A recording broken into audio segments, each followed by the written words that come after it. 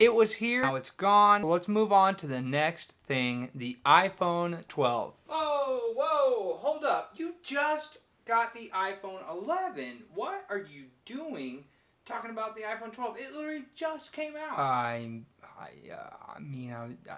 just like technology, so naturally. You haven't even talked about your phone that you currently have, and it's new. Talk about that. Your audience is sure to like that, and you would love that. I know you would. Yeah, I did get a new phone. I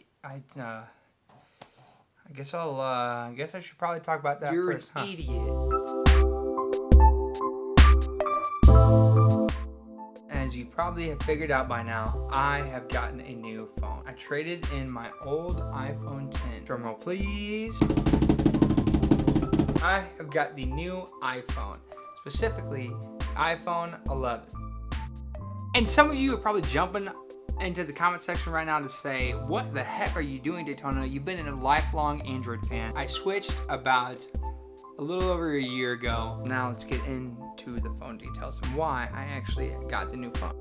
First things first, I'm just a tech junkie. That's actually a new segment I want to introduce to this called Whatever We Want Wednesdays, where we talk about whatever we feel like. Why did I choose the new iPhone, specifically iPhone 11? Well, one, the price point. While exciting as it is to have a $1,000 phone, I also need to be a little bit more wise with finances, and this would just be a cheaper option. The second point, look at that. I have long been an Android fan, but it's nice to have change. And this isn't something typical. I don't necessarily want to review it because, there's hundreds of videos on YouTube right now that you can find on the internet.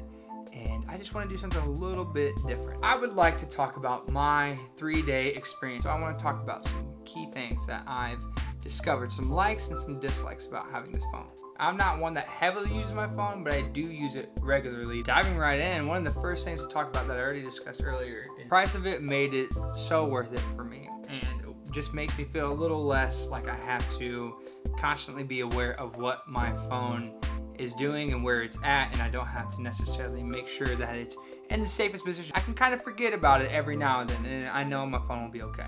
All right, jumping into the phone specs, let's look at Apple's website and see what they have to say for it themselves. I also think the design is one of those key factors for me in choosing this. I think it's a little more respectable of a look with this. The white is just very shiny, very outgoing. It's the glossy back, and then it's like the matte camera finish, and that's just really awesome. I know the bezels are a little bit thicker on this bad boy, but that's something I could definitely live with, to trade for a bigger screen size. I had the 10 and it just felt so small in my hand, and this just feels right. And I gotta be honest with you, I think that just the right amount of everything slogan is very, very true of this phone. So this brings me to another point.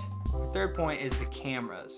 Specifically the two on the back here. You got the wide and the ultra wide. Now when you click on the 1x that's usually there for your photo, it'll take you down to a 0.5x instead of going up to a 2x. They're both 12 megapixel cameras, so they shoot incredible image, and be able to have my phone on me at all times, which is what I do, and to be able to take a picture at any given moment and know that it's going to be crystal clear and beautiful is so relieving. And the front facing camera also is capable of 60 frames per second, just like the back two are. Now you can even take what Apple dubs slow fees. The fourth thing that I want to talk about with this phone and the practicality of it is night sight. They claim that shooting in low light is no longer a problem, and I've only been able to test it a couple of times and have had great results both times. Software's kind of been buggy for me, and I'm not quite sure I'm getting the same results as when the Deep Fusion comes out. If you don't know much about Deep Fusion, you should watch the keynote, because I promise you it's worth it, or even just type in Deep Fusion technology, iPhone 11, I'm sure you'll get a clip of it or something like that. It could explain it a lot better than I can. Anyways, it integrates them all and gets the clearest quality possible, and it's just amazing what the software can do. But it's not out yet, so I'm waiting for that. On to some things that I disliked a little bit about this phone, and I have been finding that I really enjoyed the 3D touch in my old phone. I know this is a smaller gripe, but In the iPhone 10, it was just so useful to be able to distinguish between a long press and pushing into the screen to actually get different options. Kind of miss it now, but I understand because it makes room for adding a bigger battery, and that's the next thing that I don't know how I feel about it. It's absolutely longer lasting than my iPhone 10. I'm still not getting these results. Maybe it's because the marketing hyped it up too much, or I've been watching way too many videos that hyped it up way too much, but I've probably been getting out of usage probably around 3 to 4 more hours of it, but I was expecting, honestly, like iPhone 11 Pro's range. I was thinking it would be like those, but those,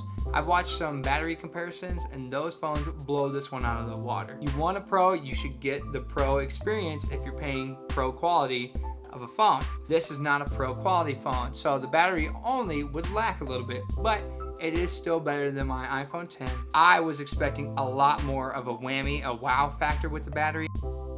It's definitely worth, if you're gonna switch from Android to the iOS platform, I think it's worth getting the newest, the iPhone 11's line. Honestly, I think it's some of the best camera work out there. I would be hard pressed to say that any other smartphones on the market have a better camera than the iPhone 11. There is a little bit more on the software side for the Samsung phones that is just a little too unnatural for my liking, and I think the iPhone takes closest to the most natural looking photos. Generally, that's a little bit easier for a photographer or a videographer to tweak the color settings to their own liking, so that's just something that's gonna pertain to me and maybe some other photographers or videographers too. I think if you want to get the best bang for your buck, the iPhone 11s is the way to go, and that's honestly why I stayed in the iOS system this year and why I won't go back until maybe next year. We will see how that goes.